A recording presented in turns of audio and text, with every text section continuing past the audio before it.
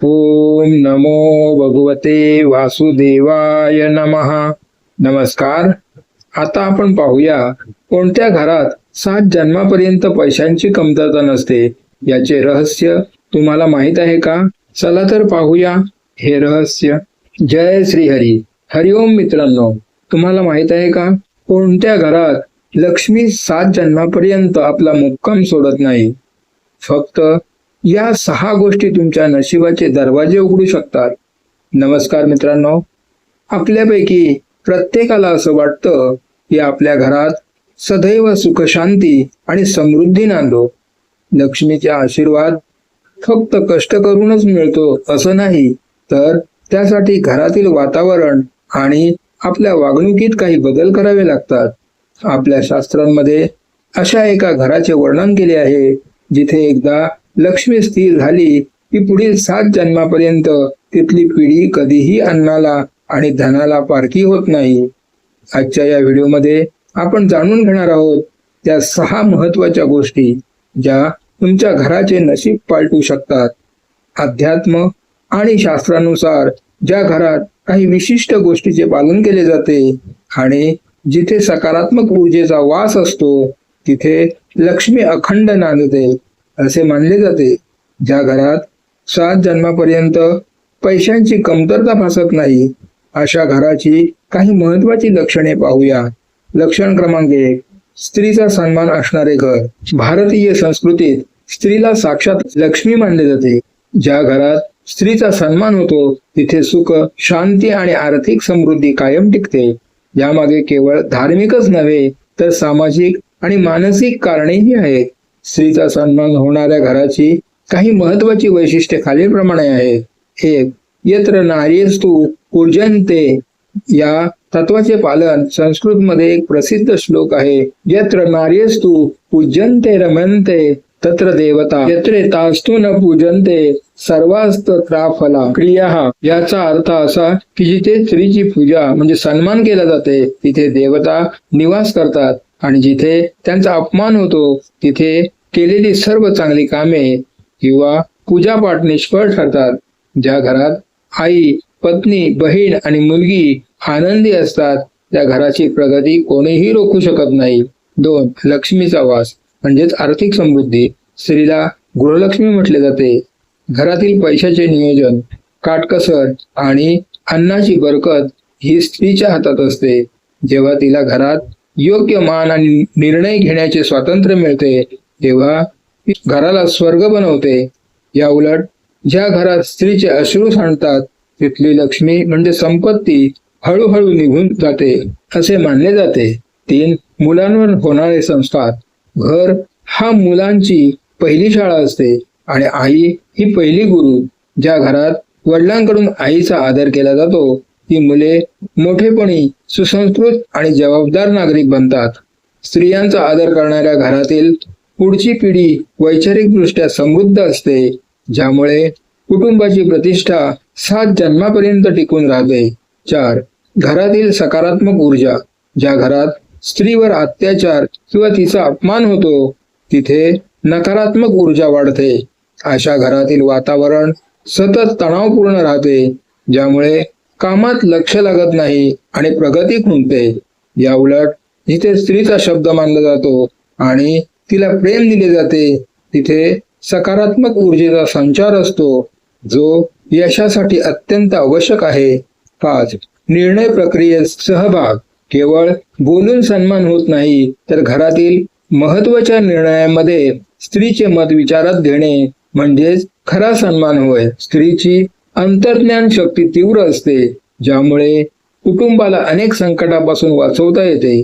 स्त्रीचा सन्मान करणे म्हणजे केवळ तिला दागिने किंवा भेटवस्तू देणे नव्हे तर तिच्या कष्टाची जाणीव ठेवणे, तिच्या मताचा आदर करणे आणि तिला सुरक्षित व आनंदी वातावरण देणे होय. ज्या घराचा पाया स्त्रीच्या आनंदावर रचला जातो ते घर पिढ्यानपिढ्या समृद्ध राहते. लक्षण नंबर 2, अन्नाचा मान राखणारे घर. अन्न हे पूर्ण ब्रह्म ही आपली संस्कृती आहे. अन्नाचा मान राखणे म्हणजे केवळ ते खाणे नव्हे तर अन्नाच्या निर्मितीपासून ते ग्रहण करण्यापर्यंत कृतज्ञता बाळगणे होय. ज्या घरात अन्नाचा आदर होतो तिथे माता अन्नपूर्णा आणि माता लक्ष्मी यांचा अखंड आशीर्वाद राहतो. याबद्दलची सविस्तर माहिती. 1. अन्नाचा अपव्यय टाळणे. ज्या घरात अन्नाची नासाडी केली जात नाही तिथे कधीही गरिबी येत नाही. ताटात हवे तितकेच अन्न घेणे आणि घेतलेले सर्व संपवणे हा अन्नाचा सर्वात मोठा मान आहे. अन्नाचा कण न कण शेतात पिकवण्यासाठी बळीराजाला म्हणजे शेतकऱ्याला अपार कष्ट करावे लागतात. याची जाणीव असणाऱ्या घरात समृद्धी टिकते. 2. कृतज्ञता आणि प्रार्थना. अन्न ग्रहण करण्यापूर्वी देवाला नैवेद्य दाखवणे किंवा कृतज्ञता व्यक्त करण्याची पद्धत ज्या घरात आहे तिथे अन्नामध्ये सात्विकता येते. वदनी कवळ घेता नाम घ्या श्री हरीचे यासारख्या श्लोकांचे पठण करून शांत चित्ताने जेवण केल्यास ते अन्न शरीराला उत्तम लागते आणि घरातील नकारात्मकता दूर होते. 3. अतिथी देवो भवा म्हणजेच दानशूरता. ज्या घरात आलेल्या पाहुण्याला किंवा भुकेल्या जीवाला विनमुख धाडले जात नाही त्या घरातील धान्याचे कोठार कधीही रिकामे होत नाही.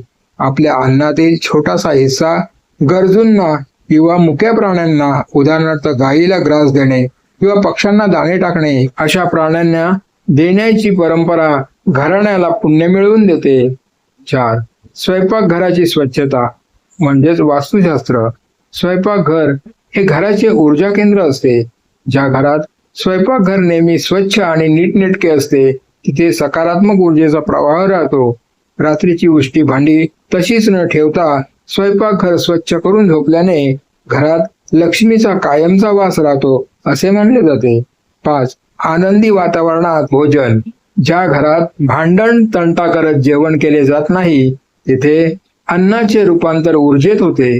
चिडचिड किंवा रडत जेवण बनवणे आणि जेवणे हे गरिबीला आमंत्रण देणारे मानले जाते. या उलट आनंदी मनाने शिजवलेले अन्न हे प्रसाद बनते आणि कुटुंबाचे आरोग्य व ऐश्वर्य वाढवते. याचा परिणाम काय होतो? शास्त्रानुसार अन्नाचा अपमान केल्याने अन्नपूर्णा दोष लागतो, ज्यामुळे कमावलेला पैसा टिकत नाही आणि घरात सतत आजारपण राहते. मात्र जिथे अन्नाचा मान राखला जातो तिथे कमी उत्पन्नातही मोठी बरकत राहते आणि त्या कुटुंबाला कधीच अन्नासाठी कोणासमोर हात पसरावे लागत नाही. थोडक्यात अन्नाचा सन्मान करणे म्हणजे निसर्गाचा आणि ईश्वराचा सन्मान करणे होय. ज्या घरात अन्नाची प्रतीक्षा जपली जाते त्या घराची 7 पिढ्यांची अन्नाची भ्रांत मिटते. लक्षण क्रमांक 3. स्वच्छता आणि सात्विकता. स्वच्छता तिथे लक्ष्मी हे केवळ ब्रीदवाक्य नसून तो एक आध्यात्मिक सिद्धांत आहे.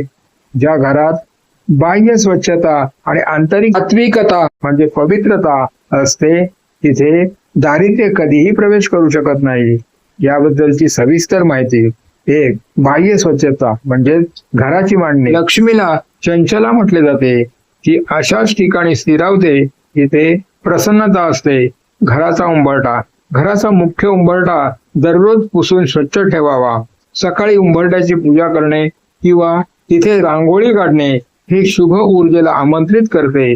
अनावश्यक वस्तूंचा त्याग. ज्या घरात अडगळ, तुटलेले आरसे, बंद पडलेले घड्याळे किंवा फाटलेले कपडे साठवून ठेवले जातात तिथे अलक्ष्मी म्हणजे दारिद्र्य वास करते. अशा वस्तू नकारात्मक ऊर्जा निर्माण करतात. रात्रीची स्वच्छता. रात्री झोपण्यापूर्वी घर, विशेषतः स्वयंपाकघर स्वच्छ असणे अत्यंत आवश्यक आहे. नुसती भांडी किंवा कचरा घरात ठेवल्याने घरात नकारात्मकता वाढते. 2. सात्विक वातावरण म्हणजेच आंतरिक शुद्धी. केवळ घर झाडून पुसून स्वच्छ करणे पुरेसे नाही तर घरातील वातावरणही सात्विक असावे लागते. धूप आणि दीप. सकाळी आणि संध्याकाळी घरात दिवा लावणे आणि उदबत्ती किंवा धुपाचा वापर करणे यामुळे घरातील वातावरणातील जंतू आणि नकारात्मक लहरी नष्ट होतात. शुद्ध विचार आणि वाणी. ज्या घरात शिवीगाळ, ओरडणे किंवा एकमेकांचा अपमान केला जात नाही तिथे सात्विकता टिकते. शब्दांची शुद्धता हीच घराची खरी सात्विकता आहे. गोमूत्र किंवा मिठाचे पाणी. घराची फरशी पुसताना त्यात थोडे खडे मीठ किंवा गोमूत्र टाकल्याने वास्तुदोष दूर होतात आणि घराची शुद्धी होते. 3. निसर्गाशी जवळीक. सात्विकता वाढवण्यासाठी घरात तुळशीचे रोप असणे अनिवार्य मानले जाते. तुळशीमुळे घरातील हवा शुद्ध राहते आणि ती सात्विकतेचे प्रतीक आहे. तसेच घरात सूर्यप्रकाश आणि खेळती हवा असणे हे देखील सात्विकतेचे लक्षण आहे. 4. आहाराची सात्विकता. जैसा अन्न वैसा मन या उक्तीनुसार ज्या घरात सात्विक आहार म्हणजे ताजे आणि शाकाहारी भोजन घेतले जाते त्या घरातील व्यक्तींचे विचार शुद्ध राहतात. शुद्ध विचारांमुळे योग्य निर्णय घेता येतात, ज्यामुळे व्यवसायात किंवा नोकरीत भरभराट होते. स्वच्छता आणि सात्विकतेचा आर्थिक संबंध. वैज्ञानिक दृष्टिकोनातून पाहिले तर स्वच्छ घरात राहणारी माणसे कमी आजारी पडतात, ज्यामुळे औषधांवर होणारा खर्च वाचतो. आध्यात्मिक दृष्टिकोनातून स्वच्छ आणि सात्विक वातावरणात राहिल्याने मनुष्याची एकाग्रता वाढते आणि त्याला नवनवीन संधी प्राप्त होतात. समृद्धीसाठी केवळ पैसा मिळवणे पुरेसे नसते, तर तो पैसा टिकवण्यासाठी घरात पवित्रता असावी लागते. ज्या घरात रोज देव्हारा पूजला जातो आणि घर आरशासारखे स्वच्छ असते तिथे लक्ष्मी 7 जन्मापर्यंत स्थिर राहते. तुमच्या मते घराच्या स्वच्छतेमध्ये सर्वात महत्वाची गोष्ट कोणती वाटते? नक्कीच कमेंट करून सांगा. लक्षण क्रमांक 4. दानशूरता आणि परोपकार. दानेन धन वर्धते म्हणजे दान केल्याने धन वाढते हा भारतीय संस्कृतीचा मूलभूत मंत्र आहे. दानशूरता आणि परोपकार म्हणजेच केवळ पैसे देणे नव्हे, तर आपल्याकडे असलेल्या गोष्टींचा इतरांच्या कल्याणासाठी वापर करणे होय. ज्या घरात दानाची परंपरा असते तिथे पैशाची कमतरता का भासत नाही याची सविस्तर कारणे खालीलप्रमाणे आहेत. 1. संपत्तीचे शुद्धीकरण. शास्त्रानुसार ज्याप्रमाणे विहिरीतील पाणी काढल्यामुळे नवीन पाणी झिरपते आणि विहीर ताजी राहते, त्याचप्रमाणे कमाईतील काही भाग सत्कारणी लावल्याने संपत्तीचे शुद्धीकरण होते. आपल्या उत्पन्नातील किमान 10% हिस्सा म्हणजेच दशांश समाजहित किंवा धार्मिक कार्यासाठी वापरल्यास उरलेल्या 90% संपत्तीमध्ये मोठी बरकत येते. 2. कर्तृत्व आणि अहंकार याचा त्याग. दान केल्यामुळे माणसाचा अहंकार कमी होतो. हे सर्व माझे आहे या भावनेपेक्षा मी समाजाचे काही देणे लागतो ही भावना जागृत होते. ज्या घरात नम्रता असते तिथे वाद कमी होतात आणि शांतता नांदते, जी लक्ष्मीच्या वास्तव्यासाठी अत्यंत आवश्यक आहे. 3. सकारात्मक कर्माचा साठा म्हणजेच पुण्य.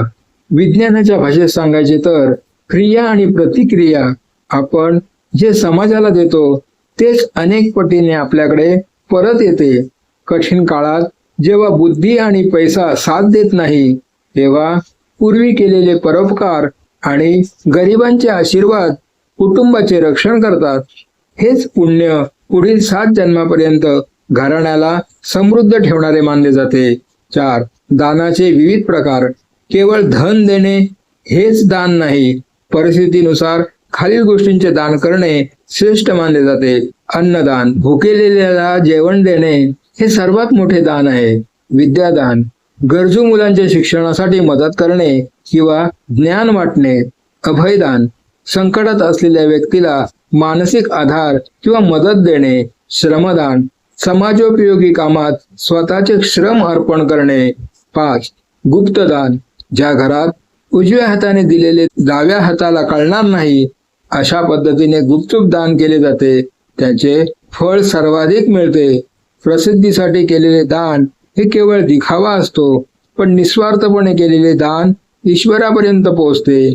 परोपकारी घराचे लक्षण. ज्या घराचे दरवाजे अतिथी, गरजू आणि मुक्या प्राण्यांसाठी नेहमी उघडे असतात त्या घरावर निसर्गाची आणि ईश्वराची विशेष कृपा असते.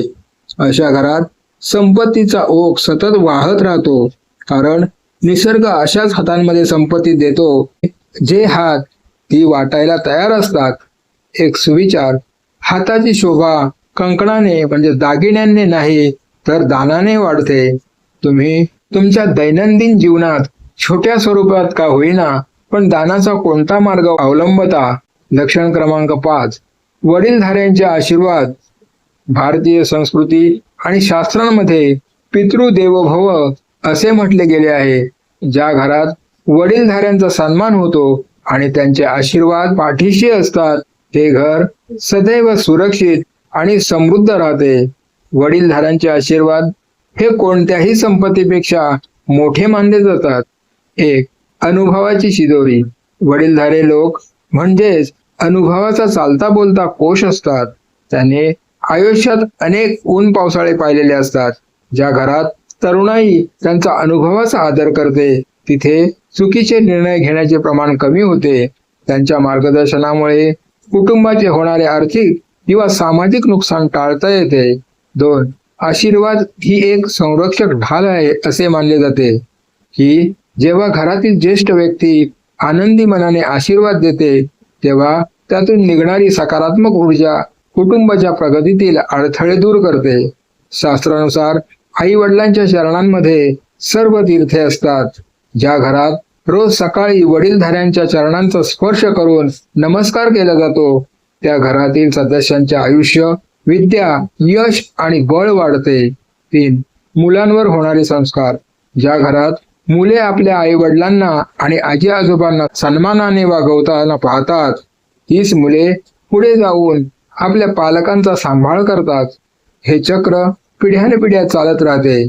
वडीलधाऱ्यांच्या आशीर्वादामुळे घराण्यात सुसंस्कृत पिढी निर्माण होते जी घराण्याचे नाव आणि संपत्ती टिकवून ठेवते. 4. कुळाचाराचे पालन. वडीलधारे लोक आपल्या कुटुंबाच्या परंपरा, कुळाचार आणि देवधर्माच्या गोष्टी पुढच्या पिढीला सांगत असतात. ज्या घरात या परंपरेचा आदर केला जातो तिथे कुलदेवतेची आणि पितरांची कृपा राहते. पितृदोष निवारणासाठी आणि घराच्या भरभराटीसाठी वडीलधाऱ्यांची सेवा करणे हा सर्वात सोपा उपाय मानला जातो. 5. मानसिक आणि भावनिक स्थैर्य. ज्या घरात ज्येष्ठ व्यक्तींचे स्थान अढळ असते तिथे संकटाच्या वेळी एक भावनिक आधार असतो. आम्ही आहोत, काळजी नको, हा वडीलधाऱ्यांचा एक शब्दही तरुणांना मोठ्या संकटाशी लढण्याचे बळ देतो.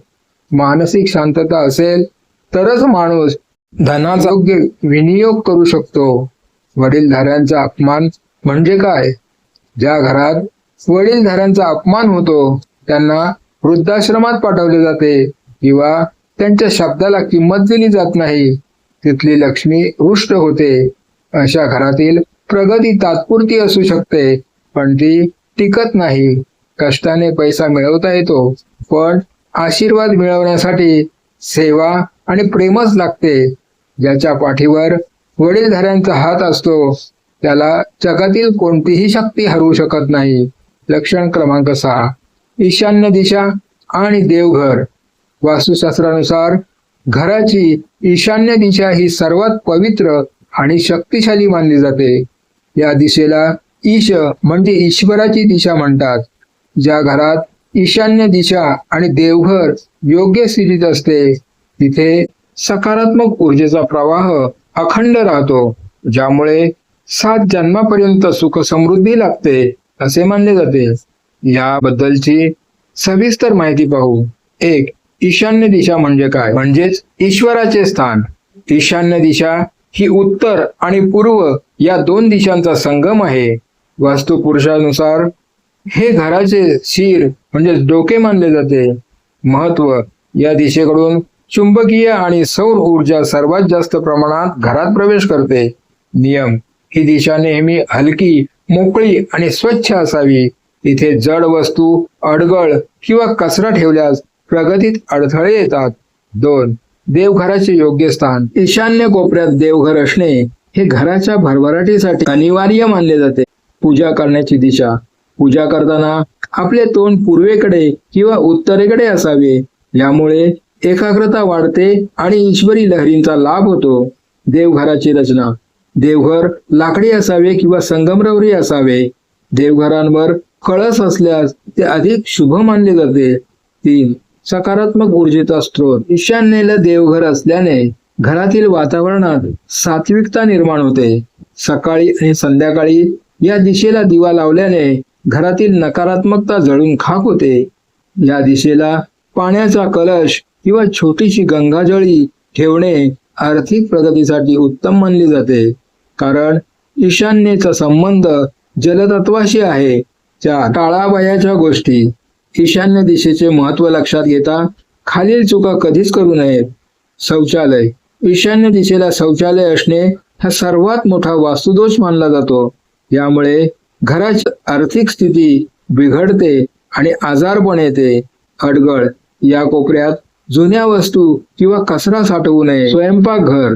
ईशान्येला अग्नी म्हणजे स्वयंपाकघर असणे देखील शुभ मानले जात नाही, कारण ते जलतत्वाचे स्थान आहे. 5.